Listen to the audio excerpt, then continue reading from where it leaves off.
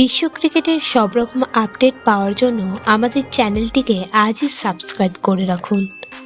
আজ আইপিএলের নবম ম্যাচে দিল্লির অধিনায়ক ঋষভ পন্থ টস জিতে রাজস্থানকে ব্যাট করতে পাঠিয়েছিলেন। তিনি মনে করছিলেন পরে ব্যাট করার সুবিধা নেবেন, কারণ জয়পুরের মাঠে সাধারণত স্পিনারদের অসুবিধা হয় শিশিরের কারণে। কিন্তু বৃহস্পতিবার তেমনটা হলো না, কারণ উল্টো দিকে চাহেলের মতো একজন এমন স্পিনার ছিলেন যিনি মাত্র 3 ওভারে 19 রান দিয়ে 2 উইকেট তুলে নেন।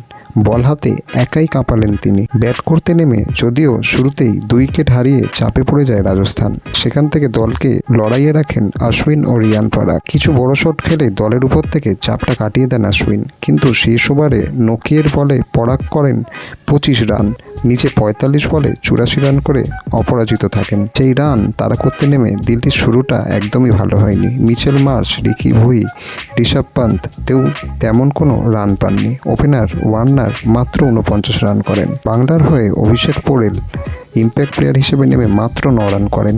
শেষ বেলায় দিল্লির জয়ের আশা বাঁচিয়ে রেখেছিলেন স্টাবস ও অক্ষর পটেল। শেষ ওভারে যখন 17 রানের দরকার ছিল, তখন 4 রান দিয়ে জয়ের নায়ক হন আবেশ খান। ভিডিওটি ভালো লেগে থাকলে বাংলার ক্রিকেট চ্যানেলটিকে অবশ্যই সাবস্ক্রাইব করে দিন।